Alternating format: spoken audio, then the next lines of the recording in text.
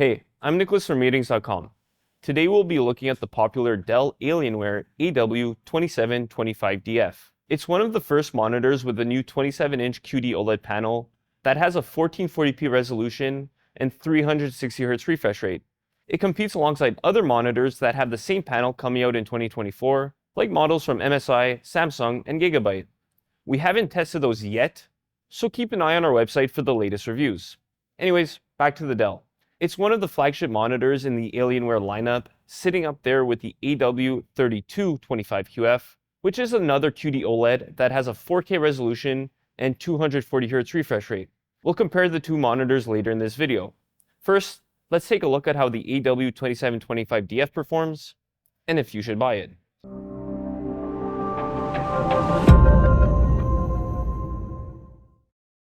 Looking at its design, it's pretty simple and has your typical Alienware elements. The plastic body and stand are both black, and it has branding on the back that also serves as the RGB lighting.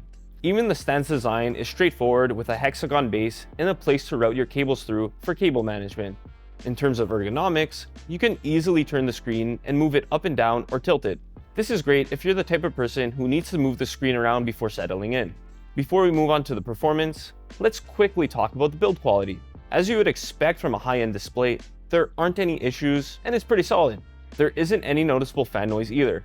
We've seen a good amount of people in our forums mentioning that the screen of their unit was scratched when they took it out of the box. Ours didn't suffer the same fate, but the AW3225QF has a similar issue, so this is something to be aware of, and your experience may vary. Moving on to the fun stuff, we'll look at the gaming performance. Like we've already mentioned, it has a very high 360Hz refresh rate. But there's a catch. You can only reach this with a DisplayPort connection. This is because the monitor doesn't support HDMI 2.1 bandwidth, so the max refresh rate over HDMI is 144 Hz. Besides that, it supports all common VRR formats to reduce screen tearing, including HDMI 4 and VRR. One thing to keep in mind is that OLEDs like this one have noticeable VRR flicker when the frame rate changes a lot. This is mostly distracting in dark scenes, but it isn't so much of an issue if you have a stable frame rate. Although that's one downside of an OLED, the biggest upside is the incredibly fast response time. Pixels can change colors almost instantly, so there isn't any blur or inverse ghosting with fast-moving objects. Like a bucket of your favorite fried chicken, motion really is extra crispy. Luckily, it also has very low input lag, so it picks up your actions almost right away. This is extremely helpful for games that need fast reactions.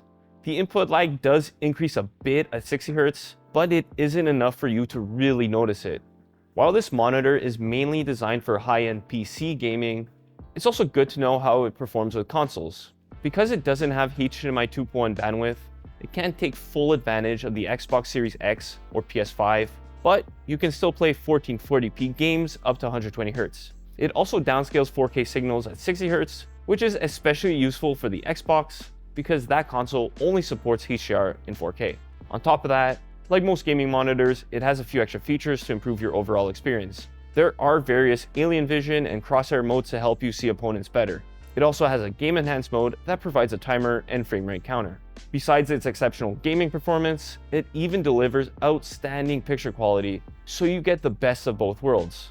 OLEDs like this can turn individual pixels off, resulting in a near infinite contrast for extremely deep blacks next to bright highlights. There isn't any blooming around bright objects either, so this monitor is a fantastic choice for gaming in dark rooms. While it's also fine if you want to use it in a bright room, there are some quirks about it. Blacks look purple if there's a bright light source pointed towards a screen, which is a downside of QD-OLEDs. So although it technically has exceptional reflection handling, the overall image quality just isn't as good.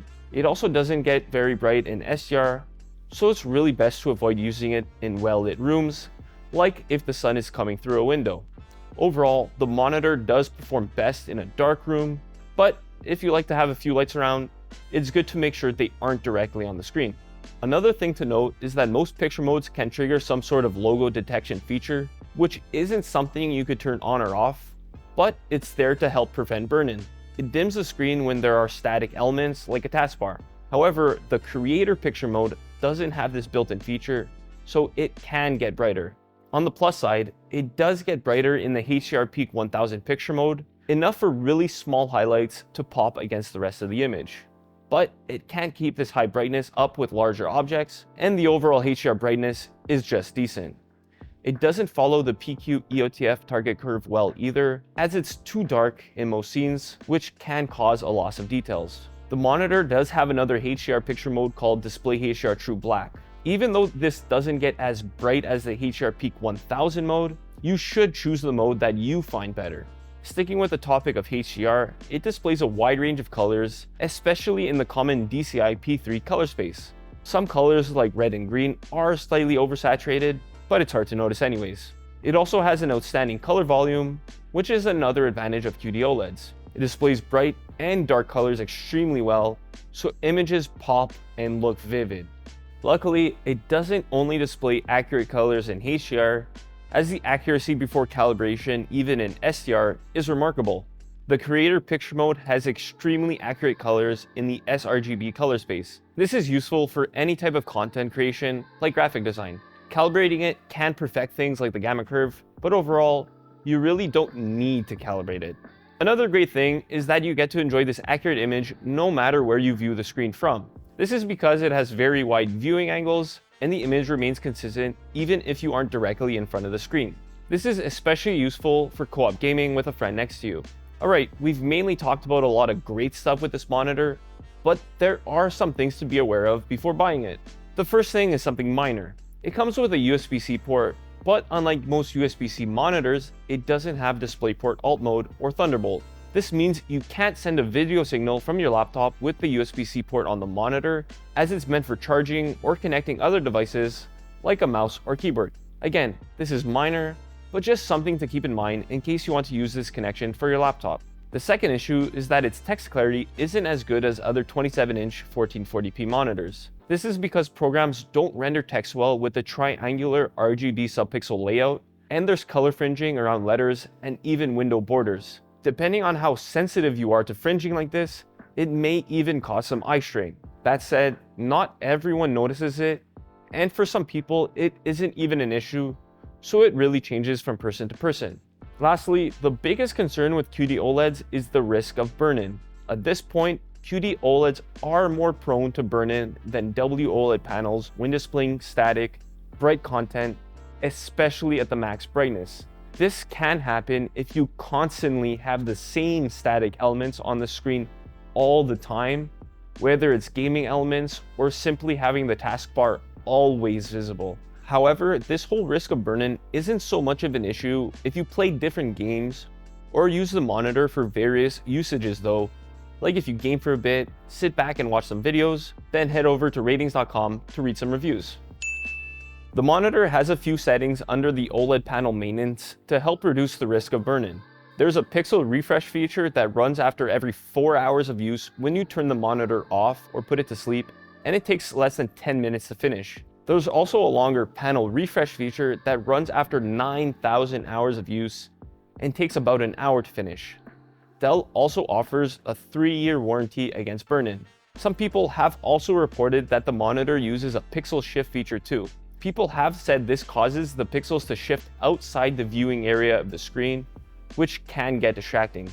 That said, we didn't notice this at all when we were testing it, so again, your mileage may vary. Okay, now that we've talked about pretty much everything you need to know about the monitor, this brings us to the main question. Should you buy it?